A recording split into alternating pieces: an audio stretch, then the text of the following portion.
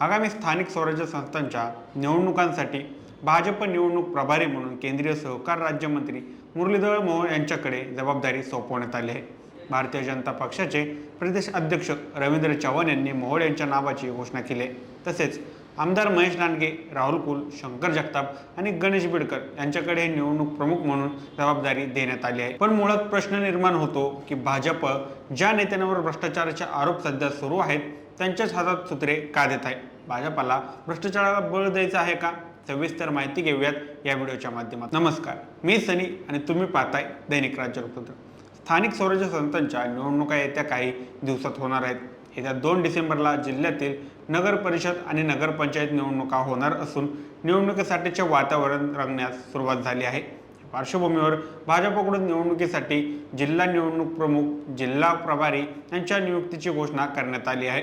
त्यामध्ये मोहोळ यांच्याकडे ही जबाबदारी सोपवण्यात आली आहे। पुणे महानगरपालिकेसाठी माजी सभागृह नेते गणेश बिडकर यांच्याकडे निवडणूक प्रमुख म्हणून जबाबदारी देणार आहेत। पुणे उत्तरसाठी आमदार महेश लांडगे आणि पुणे दक्षिणसाठी आमदार राहुल कुल यांच्या नावाची घोषणा करण्यात आली आहे। तर पिंपरी चिंचवड महापालिकेसाठी शंकर जगताप यांच्याकडे जबाबदारी देण्यात आली आहे।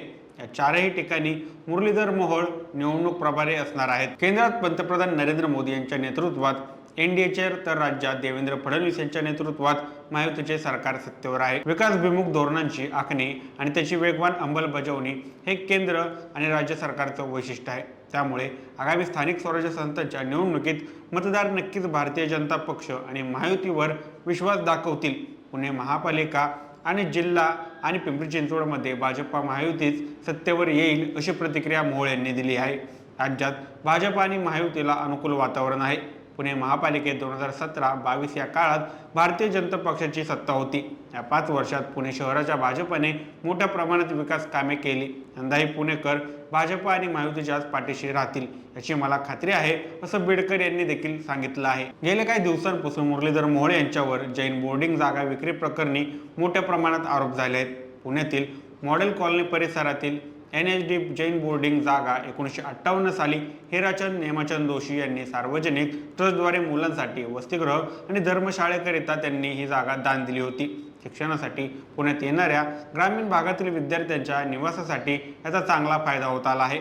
गेल्या 50 वर्षात या वसतिगृहाचा 10,000पेक्षा जास्त मुलांनी लाभ घेतला आहे। मात्र आता या जमिनीच्या विक्रीवरून वाद निर्माण झाला आहे। HND जैन बोर्डिंग संपूर्ण 3 एकर जागा घाण ठेवण्यात आलेली असून या जागेत असलेले 1008 श्री भगवान महावीर दिगंबर जैन मंदिर देखील आता घाण आहे।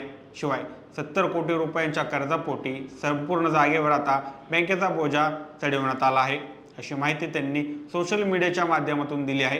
तर सार्वजनिक मालमत्ता असलेली ही जागा काही विश्वस्तांनी गोखले कन्स्ट्रक्शन नावाच्या कंपनीला विकली असल्याचा आरोप स्वाभिमानी शेतकरी संघटनेचे अध्यक्ष राजू शेट्टी यांनी केला आहे।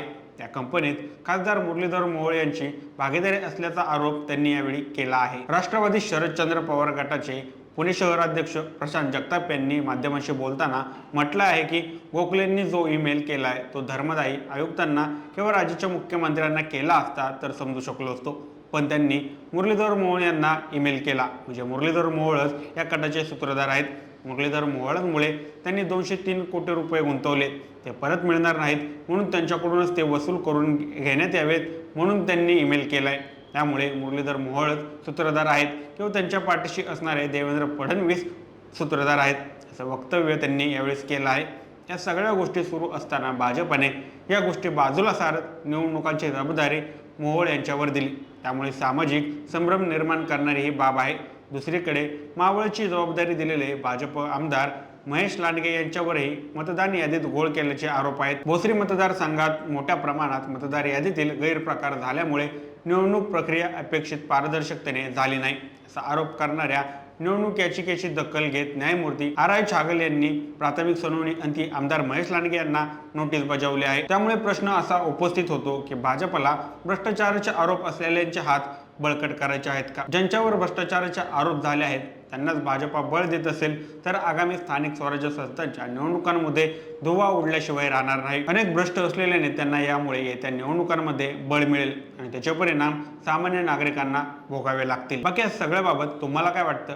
आम्हाला कमेंट करून नक्की कळवा आणि जर दैनिक राज्य लोकतंत्र चॅनलवर नवीन असाल तर चॅनलला नक्की सबस्क्राइब करा। धन्यवाद।